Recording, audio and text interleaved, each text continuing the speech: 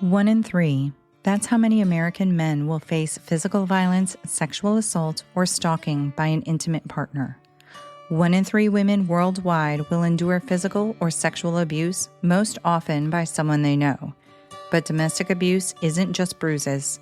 It's manipulation, it's fear, it's control that seeps into every part of your life. I'm Ingrid Dutton, and I survived it. Then I created 1 in 3 so no one else has to suffer in silence.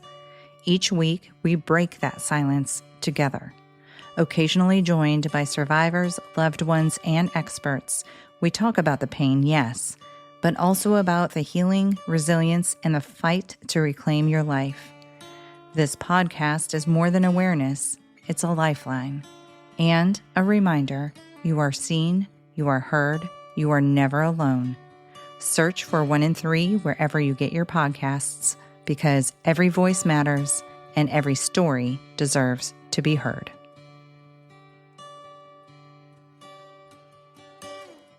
Suicide is the 12th leading cause of death in the United States. In 2020, 45,979 Americans died by suicide. In 2020, there was an estimated 1.2 million suicide attempts. So if you're ever in an emergency, please call 911 or get to your local emergency room. But if you're having thoughts of suicide, please, please, please reach out to the crisis line at 988. That's all you have to dial. It's like 911, but it's just 988. If you're a veteran or active duty, you can press 1 after the prompts. Or if you want to dial the 1-800 number, it's 1-800-273-8255. A lot easier to just remember 988. And if it is an absolute immediate situation for you or a family member, call 911.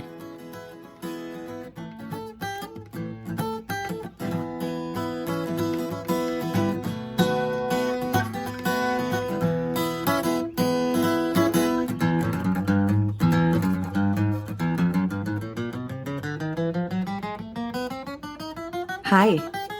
Hi, sister. How are you? Good. Our topic's not very, it needs awareness, but it's not very upbeat today. It's not. No, it is not. Do you mind saying those numbers again? Absolutely. So this is from the American Foundation for Suicide Prevention. It's obviously a U.S. thing. So suicide is the 12th leading cause of death. In 2020, 45,979 Americans died by suicide. And in 2020, there was 1.2 million suicide attempts. And those are just the ones that are reported.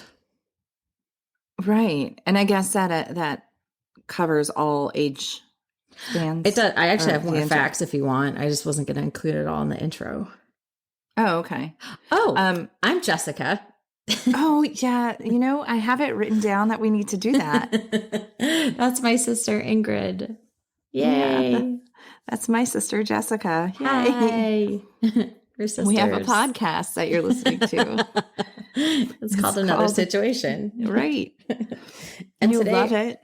You love it. You like it. You listen. Well, I guess if you're listening for the first time, the gist of our podcast is we never tell anybody. You just have to figure it out. We don't quite know what the gist of our podcast is. It's talking. Laughing. Lots of talking. Sometimes crying. It's a storytelling kind of podcast. Everybody has a situation. Everyone has a story. We want to hear yours. Mm-hmm. You want to tell yours.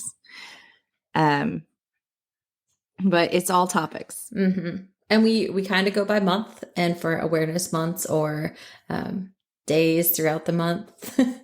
The dog week was last week, 2 weeks ago. Dog Day, National Dog Day.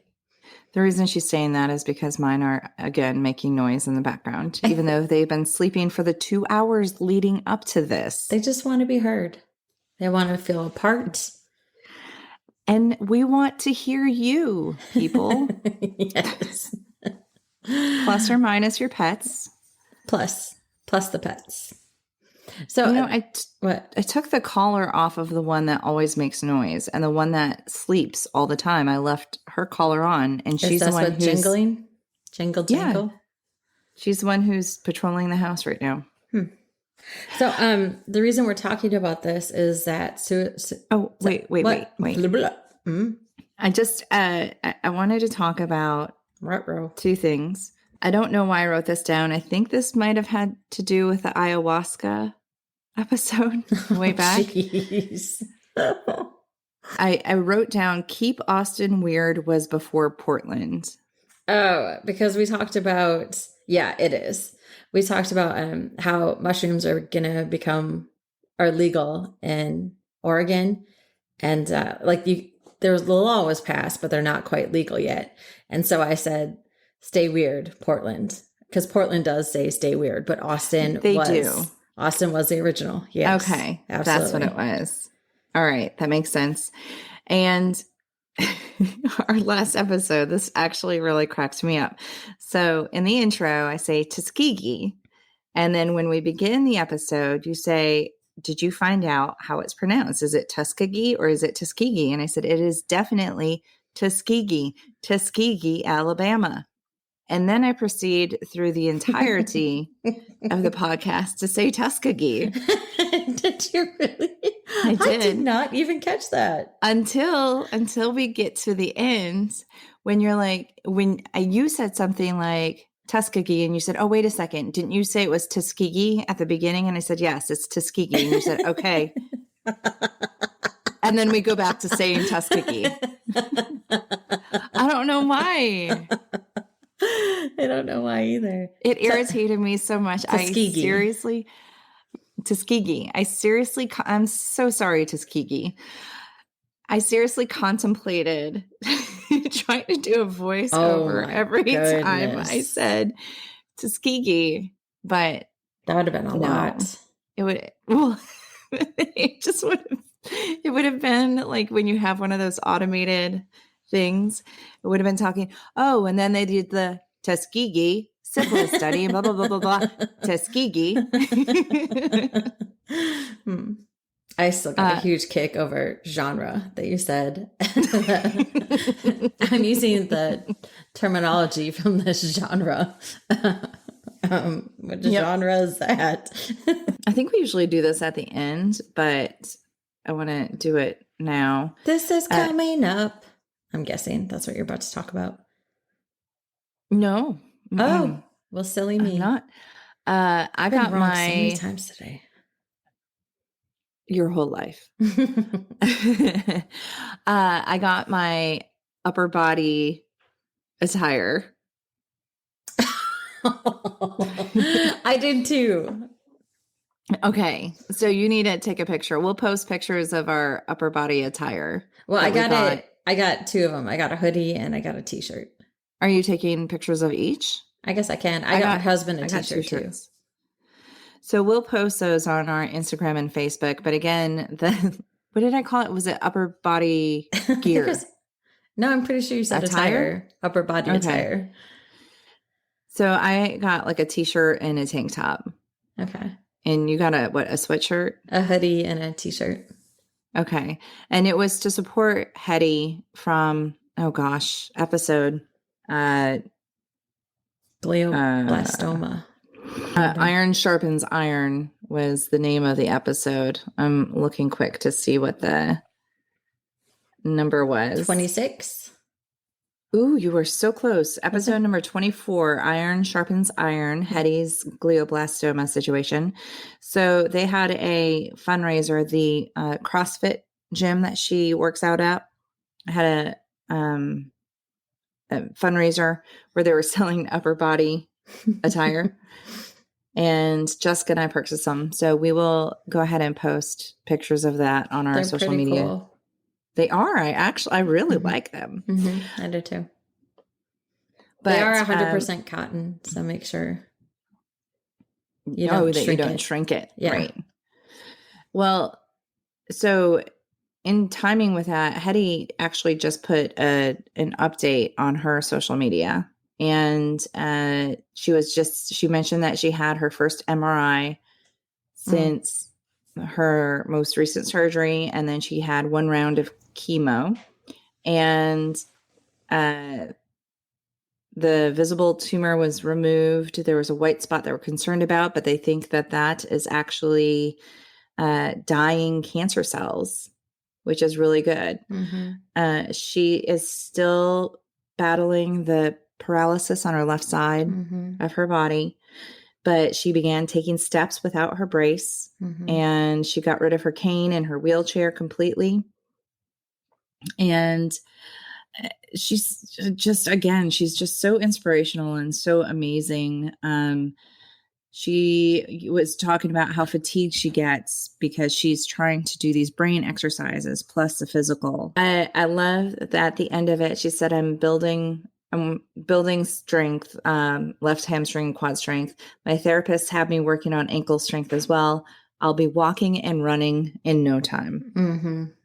And she's just, really just an amazing individual. And I just wanted to share that in case anybody was wondering about an update with Hetty.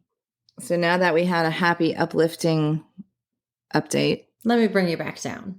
Okay. So the reason we are talking about suicide today is September is Suicide Prevention Awareness Month. There's actually a week for suicide prevention awareness, which I believe is September 4th through the 10th this year. And there are some additional facts about suicide. Do you want to know them? Yes. So the highest rate, the rate of suicide is highest in middle-aged white men. On average, are 130 suicides a day. The white males accounted for 69.68% of the deaths in 2020. And in 2020, firearms accounted for 52.83% of all suicide deaths. One positive thing that I saw is that 93% of adults surveyed. So I don't know who these adults are or where they were surveyed, but well, they're in the US, but they think that suicide can be prevented. So I will also say that there's a thing, it's called, so suicide prevention is kind of near and dear to my heart. And there's a thing called lethal means training, of where like the suicidal thoughts are kind of fleeting moments and they can either last a couple minutes or a couple hours. So the idea with the lethal means training is to put barriers between a person and their choice of how to kill themselves, like for a gun lock for a gun.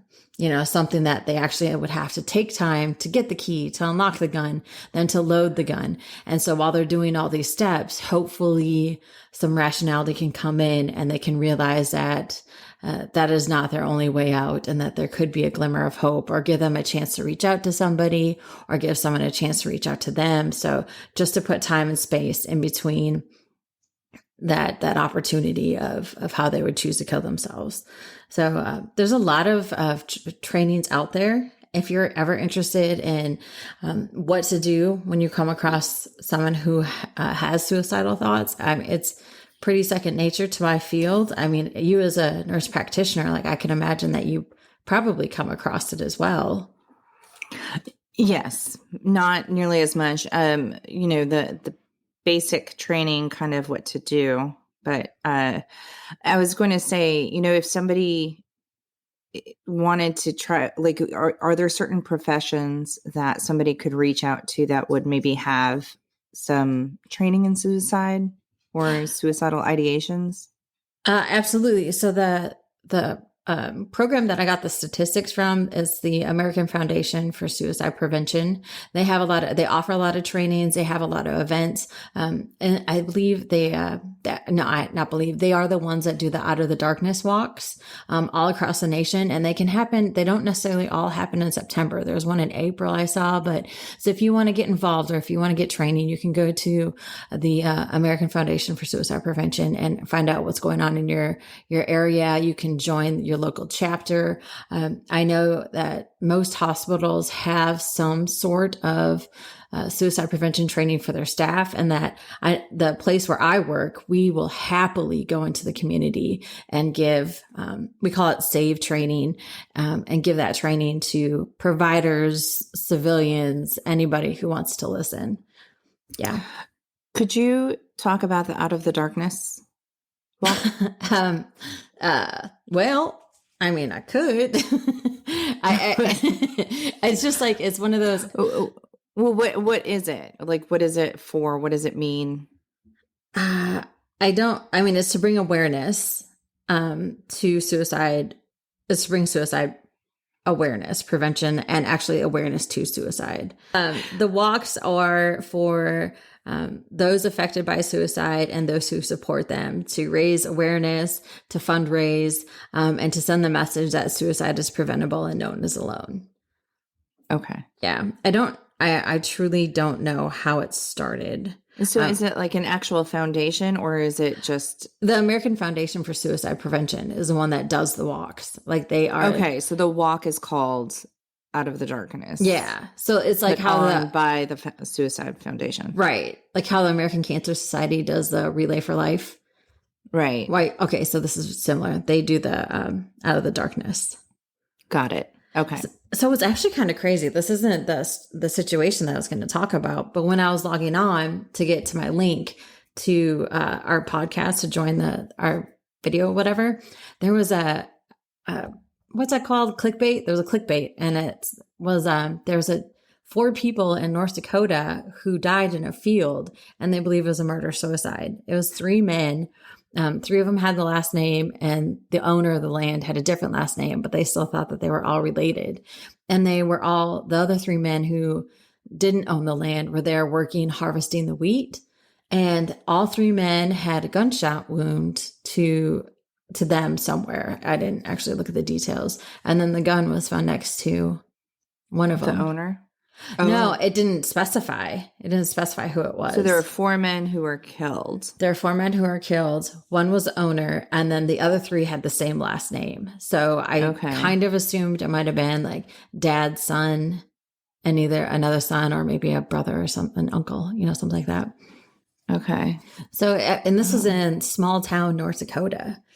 So I was like, oh my gosh. So I read it quick. And of course, then there was another clickbait of mom and 3 children die by a parent murder suicide. Like, so there's stories like that get everyone's attention. And then of course there was the suicide of Robin Williams and Kate Spade and Anthony Bourdain, just well known. And for some reason, there is kind of a fear that talking about suicide will provoke people to kill themselves. Right. Mm-hmm. Yeah. I'm not quite sure where that myth comes from. I know in like high schools, like a lot of high schoolers believe, or like the parents of high schoolers. Right.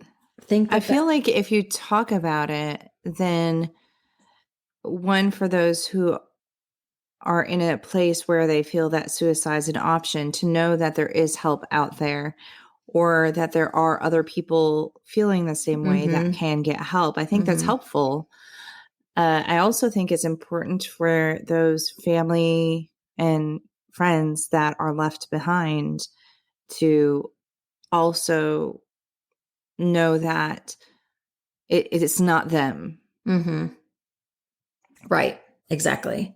Because most of these decisions, like I said, they happen in the course of a couple minutes to a couple hours. So, like in my profession, I could do a suicide screen on someone, and 2 hours later, they could end up killing themselves.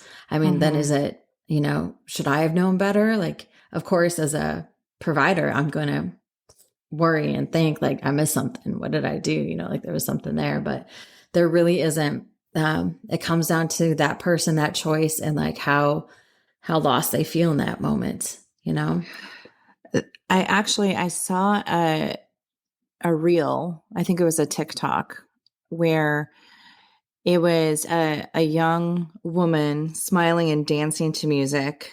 And it said, "This is the face of suicide," or something along those lines. And you see how happy and laughing, and she's there's other people there too. And then it said she committed. That's not the right term. Right? No, it's not committed. No, you're not supposed to use committed, because that makes it seem like it is a crime, because people commit crimes. Right. So what's a proper terminology? Suicided, killed themselves. Suicide. Okay. Yeah. And so she had actually suicided just 2 or 3 hours making that video. 2 hours after making that video. Yeah. Yeah. It's, But well, I know, I mean, look at Robin Williams. Like, that was a huge shock. He was a comedic actor, you know, like he always put on a happy face as movies, except for that one where he got his wife out of hell, which is such a good movie. Heaven Can Wait? Or am I getting my titles mixed up? What Dreams May Come. Okay, you were totally off. It's one of my favorite movies. Heaven Can Wait? I have no idea, but maybe I made that up. It's a new movie being produced by Ingrid. Me. Starring Ingrid. No, I mean, the genie. You know, what a great character. Oh, right. Mrs. Doubtfire. Yeah. You know, I was just reading another article that day. Like, do you remember when her teeth fell into the glass when they were at dinner? So apparently, no one knew that was going to happen. No one knew that and I don't know if Robin Williams did it intentionally or not. So everyone's reactions at the table were their genuine reactions to that happening. That's fantastic. I know. I loved that. I loved reading that. But, and then, I mean, it's so sad too, because someone that brings so much light to other people, you know, is just suffering on the inside and you just don't even know. So actually the theme is, I believe it's don't wait, reach out. So if you see someone, like these trainings, they talk about some of the signs of suicide, which are, I mean, there's an obvious one: writing a suicide note, giving your belongings away, feelings of hopelessness, helplessness, withdrawing from people that you love, isolating, increased substance use. These are kind of, if you see someone, I mean, those are just signs of someone going through something. It doesn't even necessarily mean that they are having thoughts of suicide. So if you see a friend or a coworker or something like that going through those, just ask them. Like asking them the question, hey, are you okay?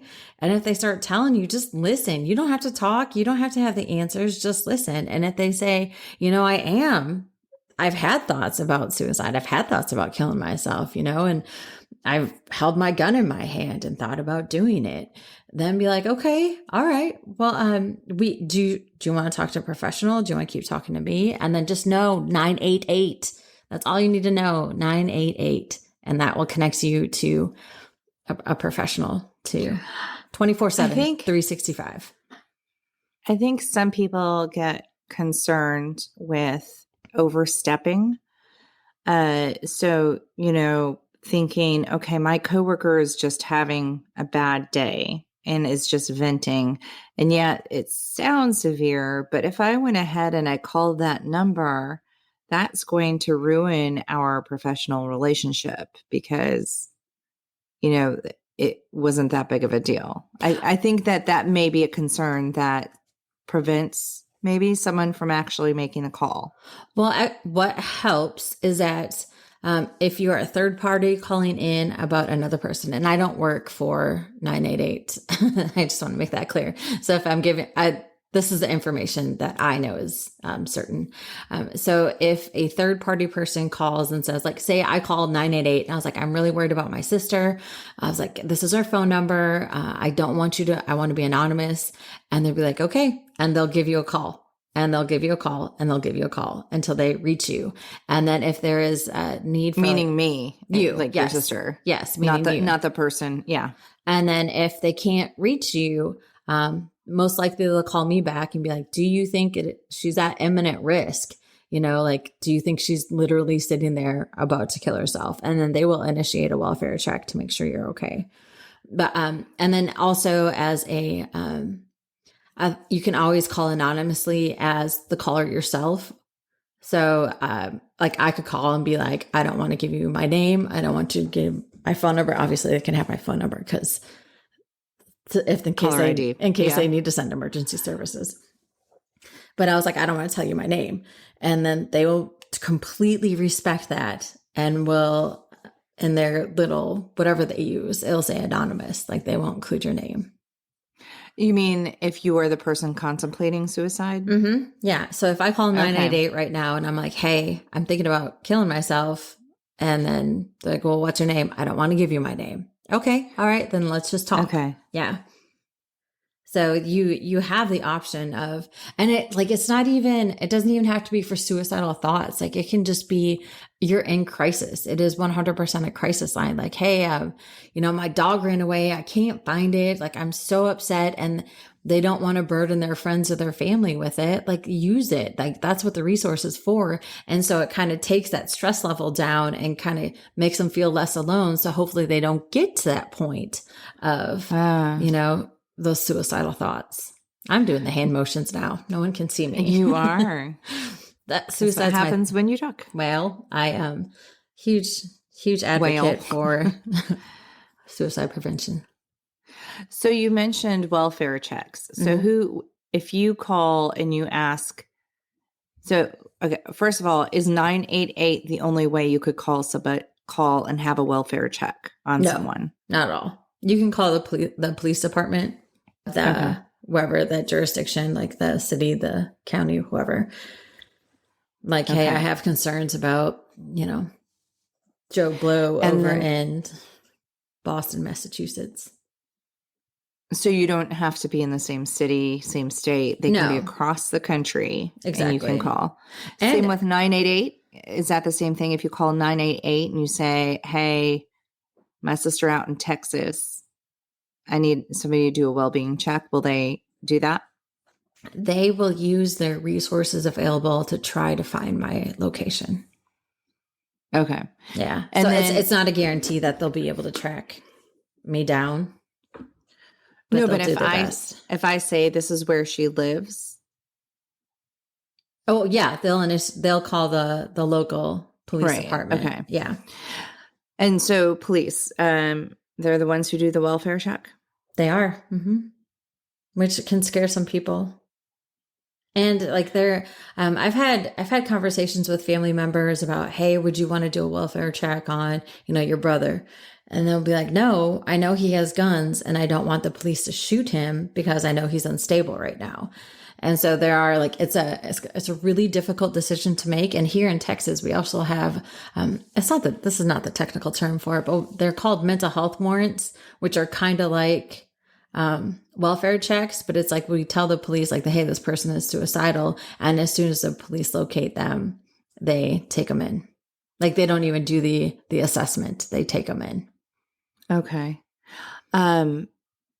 What would one expect if you call for a welfare check on a loved one, but you're nervous about, are they going to come busting in and screaming, put your hands up?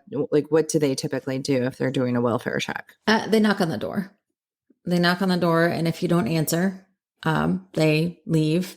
Or, if you keep calling them back, they may go to the point of trying to get, if it's an apartment complex, see if the property manager will open the door or something like that. But if they knock on the door and you don't answer, most times they just leave, or they try to look for signs of life inside the house, through a window to see that. But they don't bust down your door to make sure you're okay. Do they if you leave your contact information when you call, will they contact the caller and say we were not able to get them? I'm not 100% sure on that. I would think that they would.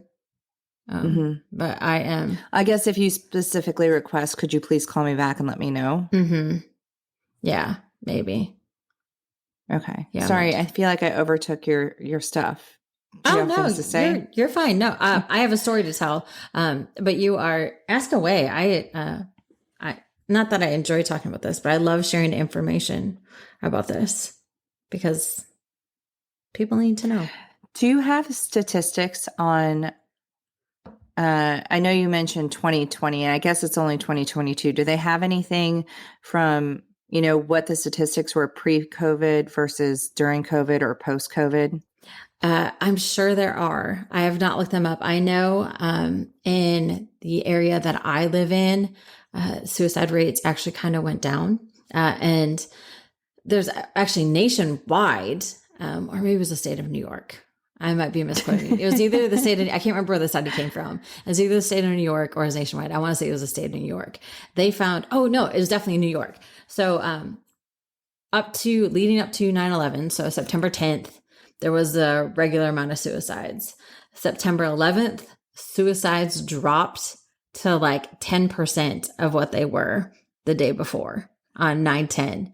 9/12, the amount of suicides was also dropped down to like 10% of what it used to be. And I think by like the 15th or maybe a couple days later, it went back up to, its average. So the belief is that people felt included in this. We're all included in this national tragedy that happened because it happened to all of us. And it kind of took their mind off of what was going on with their personal life because there was something bigger. So that kind of goes along with the belief of that suicide is preventable because, people were able to disengage from their suicidal thoughts when something else was going on. Oh, that's a pretty extreme. Another thing, one other statistic I'll give you, and then I will jump into what I wanted, the story I want to share with you guys. So this is from 2019 and it's World Population Review.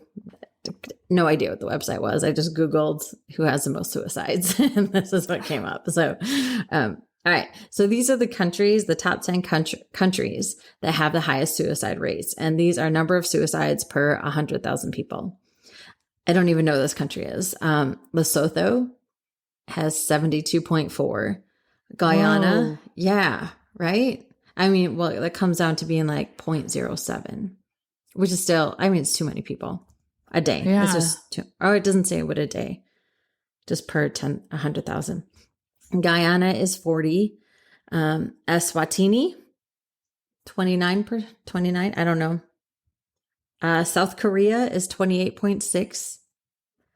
Federal States of Micronesia is 28.2. Lithuania, 26.1. Suriname, 25.4. Russia, 25.1. And South Africa is 23.5. So I thought that was pretty interesting. Yeah. I honestly, I thought the U.S. would be up there. We have too many people. That's the percentage goes down because there's just so many people. That is probably 100% the reason why. All right. So this person that I'm going to talk about, in my profession, I have to take a suicide prevention or suicide awareness. I can't remember. I believe it's every 3 years.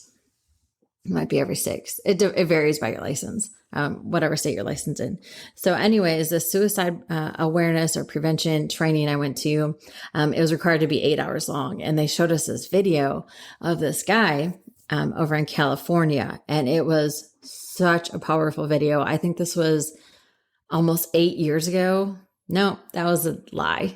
5 years ago, maybe, that I saw this video. And it still sticks with me. So have you ever heard of Kevin Hines? No. No? Okay. Like the ketchup Heinz, like Heinz? Oh, no. Hines. Oh. Okay. So, well, either way, no. I know of the ketchup. I know ketchup. So his name is I actually... know my condiments. His name is actually John Kevin Hines. But he goes by Kevin, and he was born August 30th, 1981. So he is this guy. So this information, some came from Wikipedia, some came from Psych.com, and then the other came from the video that I watched, which I can't quite give credit. It was it was in Washington State that I watched this video for this training. And all right, so Kevin Hines, he was 19 at the time, and he started having these symptoms. He was adopted by his parents, and he started having these symptoms of he was hearing voices, he had depression, anxiety, like he was, a lot of stuff going on with him. So he lived over in the Bay Area, and he decided one day he was going to walk down to the Golden Gate Bridge and jump off of it. So he was walking, he was walking up and down it, and he was like, you know what? If one person asks if I'm okay, I'm not going to jump off the bridge. And so he keeps walking, sees all these people taking pictures, having a good time. And he's like, and it was pretty obvious I was not in a good place. And so during that, I can't remember the time duration, but during this time, no one asked him if he was okay. And so finally he goes closer to the rail, like to step up on it to jump over. And he hears this woman say, "Excuse me." And so he turns around and he's like, "Oh, thank God. Finally, someone's going to ask me if I'm okay." And all she did was ask if he would take their picture of her and whoever she was with. And so he did. He took their picture and then he's like, "You know what? That's it." And so he turned and he jumped off of Golden Gate Bridge. So he also was saying that he was hearing voices that was saying, "Jump now, that you need to kill yourself." And he said that instantly, like right after he jumped off the bridge, he was like, "Why did I do this? I do not want to die." Yes, he's having these thoughts.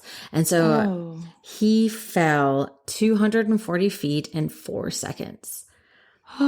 Yes, it was so fast. And there was another, I'm so sorry, my notes are not very good today. So he decided to make sure he landed feet first. And so he landed into the water. I think he had like a broken rib, some broken legs, but he's in the middle of the bay, like the freezing cold water. And he just jumped off a bridge. This is insane. This part is just insane. And it might make my eyes water. I definitely cried during the video. He felt this animal like nudge him. And there was a freaking sea lion that came and like stayed with him. And like the sea lion, he was able to hang on to the sea lion until the Coast Guard came and rescued him. Is that not freaking beautiful? It's a human couldn't say something to him, but a little sea lion saved him. Yes. I was like, this human should not be here. And he looks like he's in pain. Here, buddy. Float with me. Oh gosh, I didn't mean to cry. And so he was saved. And so now he goes around to, around the nation. He's written a book. There's so many movies about him. Let me give his credit. So he has a documentary that he produced called Suicide, the Ripple Effect.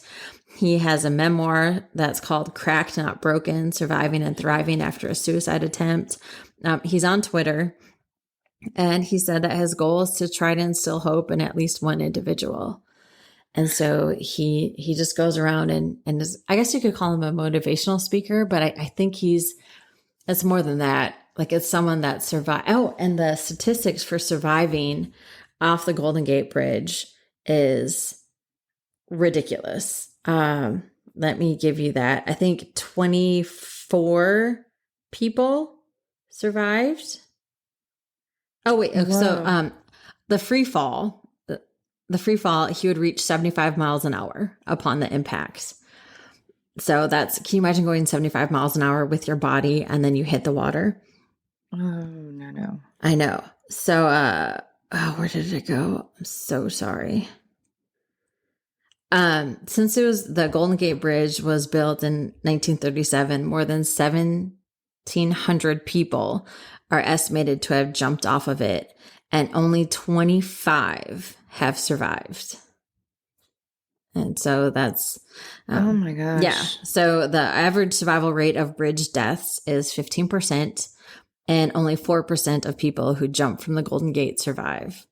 So of course that sent me down a little wormhole, because where I used to live in Washington, there's a bridge called Deception Pass, which is one of the most beautiful sights you will ever see. Like I will happily post some of my pictures of Deception Pass.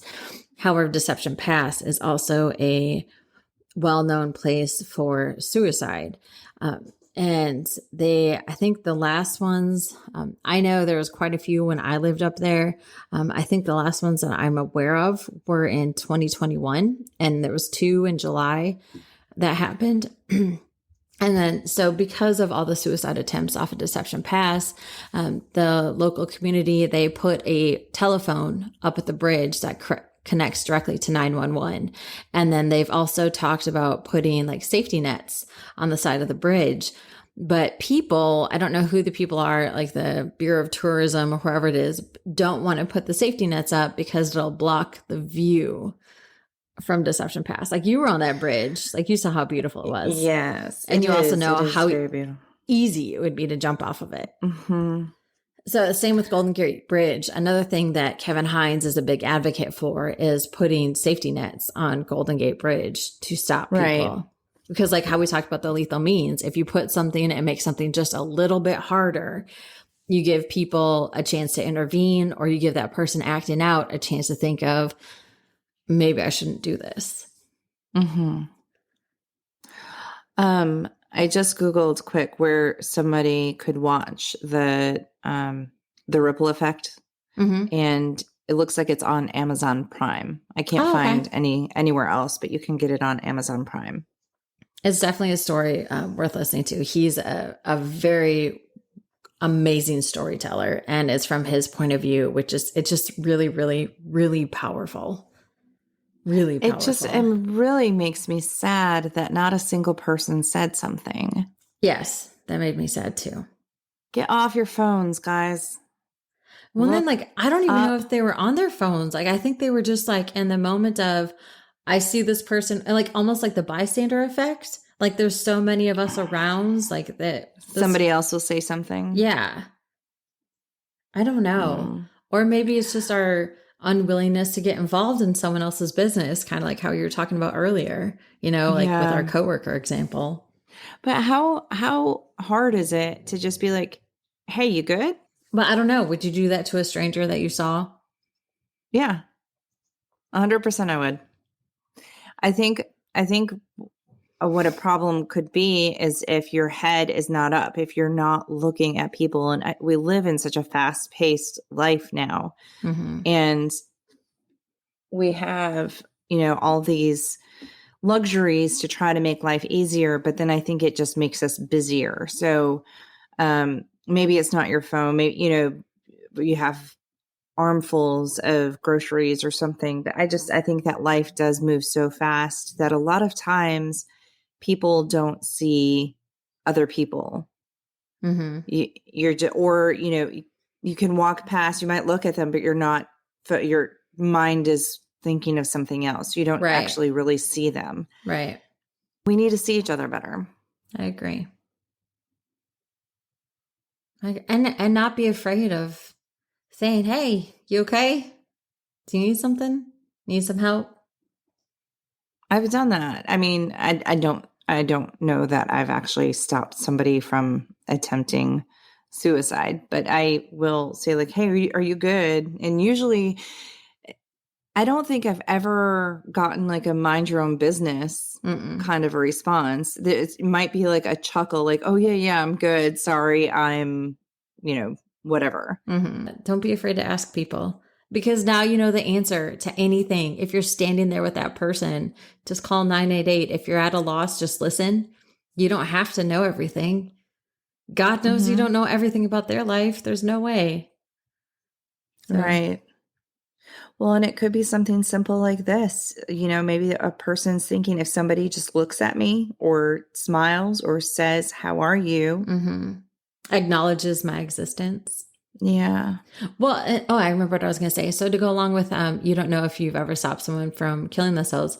You may have. And like the bad thing about suicide is that we don't learn from it until after the fact.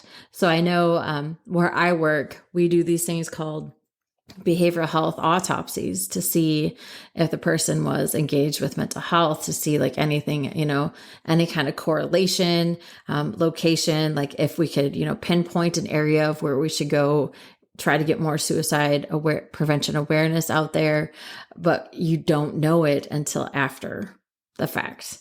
That's all I had. Well, thank you. Very informative. My gosh, I'm definitely going to look into Kevin Hines. He's fascinating. Just the freaking seal. So yeah, this was really. He was 19, turning 20, and I think he's almost 40 now. I think so. It was about 20 years ago. He's 41. How do you know he's? Oh, it showed it. Did it say it when you looked it up? You said he was born in 1981, didn't you? You said his birthday was like October 30th. I did. Oh man, it was his 30th. Birthday 2 days ago. Happy birthday, Kevin Hines. Wait, October 30th? No, I meant August, but I said October. I saw the 8 in my head and I said October. Do you know what? I mix up August and October Do you all really? the time. I do. I mean, the whole reason that the crisis line changed their number to 988 is to make it easier to remember. Like I tried recalling it that one day and I couldn't remember it. The 1-800-273-8255. Right. Yeah. That was just me being me. But so 988, I mean, that's just so easy to remember. So easy. 988. Yeah. And if you're a veteran or military member, press 1. Well, and honestly, if you're freaking out, then just dial 911. Exactly. You know? Because it could be something medical. You could actually have a medical issue happening at that moment. Mm-hmm. Or it could be mental health is medical. But I mean, it could be a mental health. Mental health emergencies are emergencies. There is an emergency, Yes. right? That's why there's mental health professionals in the emergency room. Yes. Wow. So yeah, very informative. Thank you. You're welcome. Good job. Oh, and another fact that I don't have the research to back it up on, but I've heard it a lot, is that a lot of people that do end up killing themselves actually are not engaged in mental health. And the last provider that they see is their primary care provider.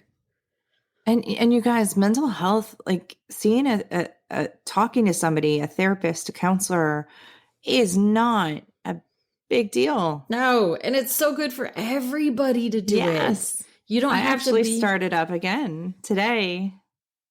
Yay! It's fantastic. I mean, it's someone that you're paying to listen to you. They actually listen to you, you know? Okay, so 988, 911 if you can't remember 988. Mm-hmm. Exactly. Pay attention to people. Yes. And if talking to strangers is not your thing, because some people, it just, I'm sure it's not, check in on your circle or your group of people. And if you don't have any, if you are that lone person, call 988 24/7, 365. You have someone right there that you don't have to pay, but they will listen because they are awesome. And again, I don't work for them. I think it's a fantastic service that is offered. How are we going to wrap that one up? Well, hold on. Well, guys, this is just the beginning of a couple heavy episodes we have coming up. Sorry. Oh, I know. I was going to ask you, do you know why September? I don't. So, Jess, do you want to maybe list a couple of concerning signs again that somebody may be contemplating suicide? Sure. Some of them are writing a suicide note, wrapping things up, like getting their wills and documents in order. They are acting hope or discussing like feelings of hopelessness, isolation, increased substance use, giving away belongings, kind of tying their affairs in order. That's what I was trying to say. And actually going out and like purchasing items out of the blue, like a anti-gun owner goes out and purchases a gun, should be a sign like that. Or if they're stockpiling medication, like, what are you keeping all that old stuff for? You know, those are a couple that are just off the top of my head. Okay. Okay. Those are good. There's a lot of resources. There are out there. You can text 741-741, which is NAMI. That's a NAMI line. You can text that number. What does NAMI mean? National Association of Mental Illness. Oh, okay. Yeah. And they have, you can also just go to the AFSP, American Foundation for Suicide Prevention. There's a ton of resources there. I mean, you can just Google suicide and a lot of stuff will come up. Yes. Yes, it will. But reach out if you need help, and reach out to those you love. All right. Well, be aware. Be supportive. I'm going to steal one of yours. I think that you always say, be informed. That is one of mine. Okay. So I will say, Ooh, here, I'll take that one away. Huh. Be present. And I by was just going to say that. I was going to say be in the moment. Nuh-uh. Yes, I was. But I I was like, going to say that sounds be like in be the aware. moment. Right. Well, I think be aware of like the signs and, you know, Oh, what I might be see. happening. But when I thought be in the moment and then I changed it to be present, just keep your head up, look around, know what's going on around Yes. you. Okay. I think we can count Be that as all humane. four. It's almost like, right? Be humane. Oh, Be a sea lion. yeah, I was just about to say that. I was so excited, but I forgot what the animal was. I was going to say a dolphin, and that wouldn't have made sense. And I saw your face and I totally stole it. That's so not nice. Be a freaking sea lion. Be a freaking sea lion. Well, thank you guys. Yes. Thank you for listening. We'll chat next week.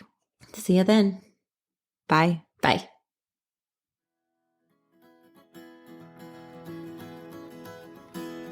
If you would like to reach out to us or submit your situation, please contact us at anothersituationpodcast@gmail.com or find us on Instagram at Another Situation Podcast. We're also on Facebook at Another Situation.